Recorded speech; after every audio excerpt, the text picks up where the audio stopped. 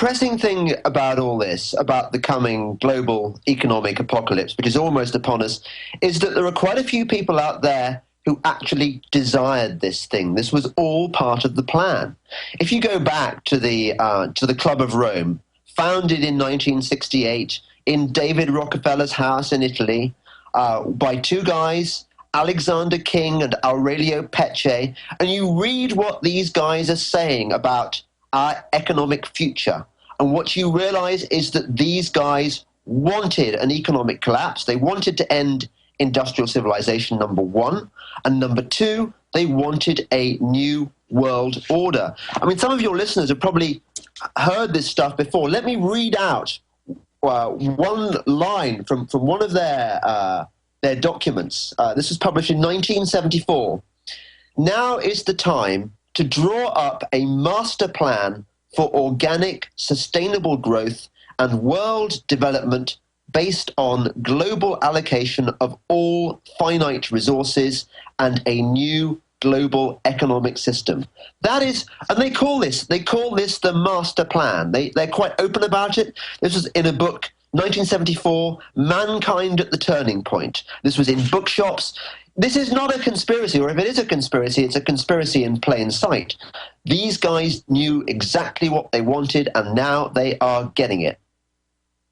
That's right. And so when we fight Al Gore and Lord Rothschild and David Rockefeller and all these people who've written hundreds of books, publications, End of the Family, world population reductions of 80%, post-industrial world, Maurice Strong, Hansen, Goddard Space Center, this is their religion. And, and they mean to carry it out. And so when we're fighting the man-bear-pig, you know, I like to joke about it, but really it's not a joke. I mean, they're even calling themselves green fascists now. These are authoritarian control freaks. And what's even scarier, they don't even think they're saving the world.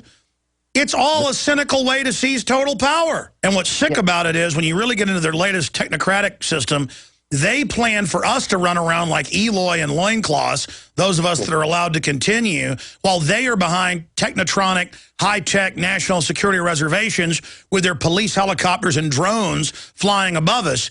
When you really get into their writings, they're delusional. They think they're God. I read about these people, about Paul Ehrlich, about the Club of Rome, and I thought all this stuff was kind of in the future.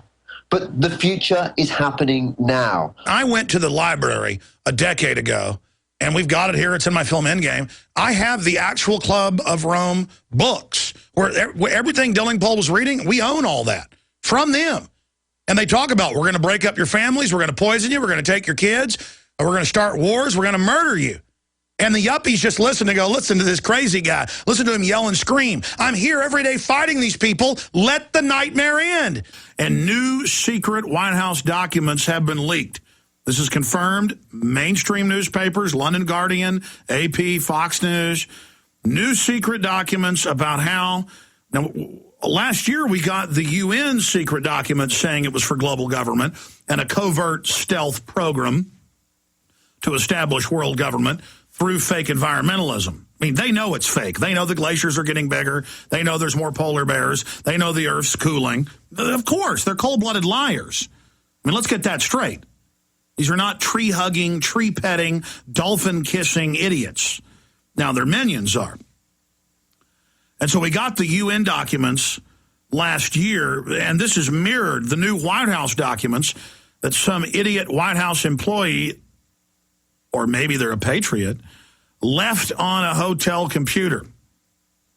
And it is basically word for word what we saw last year in the leaked text, because the treaty was secret. Can't have the public seeing that. The Copenhagen Treaty got out. That was to set up world government. And this is a White House memo admitting that this is the total transfer of our sovereignty and every other nation's sovereignty to the private oligarchs, to the bankers. Now, why am I getting into that when I'm talking about nukes, loose nukes? Well, it's the same thing. Club of Rome said back in the 60s and again in 91, we've quoted them many times here, they published this. They're not hiding it. They said, we'll use the threat of terrorism from one angle to enslave people, and we'll use the threat of environmental crises from the other angle in a pincer attack. Oh, I just happen to have all these documents where they admit they're doing it. And that's coming up later. It's an article at Infowars.com. Peak civilization, MIT research team predicts global economic collapse and population decline. And they've got I'm sorry, they have a 90+%. Scroll down to MIT's graph. This is from MIT. That's a 90+% decline in the population. How's that sound for you there on some of those graphs? They've got different predictions. Services per capita, population, global population. No, global population is the blue one. Yeah, that's over 90%. You like that? You like that? That's why they're teaching your kids there's no oil left or no coal left. That's why they're teaching you that living is bad, having kids are bad, because they're getting everybody ready with the racial, psychological idea and memory, and they got shows on history, Discover, History Science, PBS, all the major textbooks, college, high school, are getting everybody ready to die. So when they release the bioweapons and the rest of it and cut off the third world supplies and huge wars break out in Bedlam, it won't matter in the West because we'll be so mesmerized by TV and drugs, legal and illegal. Now, again, it's a total diabolical plan. It's totally documented in such voluminous piles. They had almost every FDA and EPA toxicologist and scientist in 2000 write a letter to their bosses. I mean, it was literally 99% of them saying, with their union, take this out of the water. They did it again 3 years ago. I've had Dr. Conant that worked with him, the head of his university department in toxicology, a doctorate in toxicology. He comes to Austin. The mayor laughed at him in his speech. Oh, here's the Harvard studies. Here's our studies. Ha, ha, ha, ha. It's so funny. They're poisoning all of us. They write the book Ecoscience admitting they're doing this to all of us. And their answer is to look us straight in the face and say racism. Because now these complex water plants, that's the thing, they do boondoggles with all this complex water filtration, even on good spring water, even on aquifer water in many cities, and then they dump poison in it after. Now, you think about that, but it's so much easier just to say, we're getting screwed over. Listen, I agree. I think running water is great. I think having local systems running is wonderful. But whatever happened to filtering your own water? Whatever happened to people hauling water up from the well? Of course we're slaves. We're being supplied water by government, and now multinationals came in, bought it out, and control it. President Obama asserts power over waterways, remember, and how it ties into all the breakdown of the water systems and all the dumping in the rivers that they claim is racism. I have a newscast where they're telling you you're not allowed to gather your own rainwater. That ties into the global standardization of zoning and of state and federal laws, international laws under conventions. Here's another clip out of Utah telling you you can't collect rainwater and then making it sound reasonable at the end of the newscast. Here it is. Who owns the rain? Turns out, not you. You're actually breaking the law if you try to capture rain falling onto your roof and pour it on your flower bed. A prominent Utah car dealer found that out when he tried to do something good for the environment. Okay, John stop right there. It's up on Infowars.com and PresidentPlanet.com if you want to see it. But the bottom line is it's the same sales tactic. We're doing this for your own good. We're doing this for the earth. He was doing it for the environment, but it wasn't good enough. And at the end, he submitted to them, and they just explained that the government owns you. You know, that's why T. Boone Pickens is grabbing all those area for wind power. It's about the water under it, and it's a big scam. But he tells you it's for the environment. You'll go for it. You know what? I'll take rainwater out of the sky if I want. You know something? You better drill your wells now. Even in Texas, they're trying to ban having your own well. It'll be grandfathered in. They're coming. The scum. There's no jobs left in America. There's only cop and enforcer and bureaucratic jobs. They're going to go from 3 million cops to 10 million. They've announced it. They're going to run your life. It's going to get bad, folks. You think it's bad now? You ain't seen nothing. So what do? They take one of the oldest programs out of the playbook of war, siege, and say they're going to totally shut down society. The Soviets had plenty of resources, and their own manuals have been declassified where they would shut off resources on purpose to make people be so destitute they couldn't rise up or stand up. So you'd be standing in line for 5, 6, 7, 8 hours a day just to get half a loaf of bread and one sausage to go home and feed your family. Don't you understand that? This is the system we're going into. That's why they want government-run health care.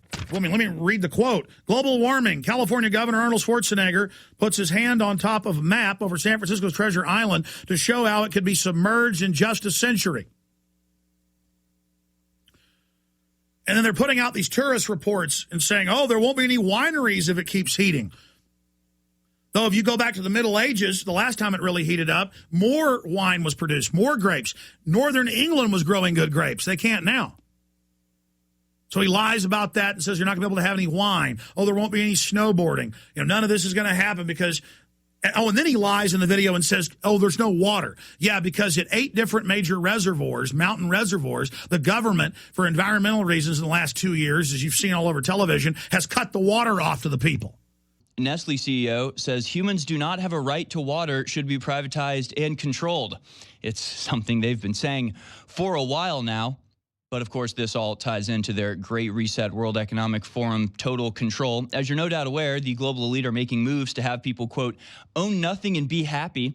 The world will be controlled by an authoritarian one-world government, and humanity, according to Klaus Schwab and the World Economic Forum, will be enslaved in a totalitarian system, including featuring mass surveillance, mandatory vaccinations, and desperate servitude. Now, a stunning video surfaced in which Nestle CEO Peter Brabeck-Letmeth claims that water is not a human right and must be privatized and controlled by the elites.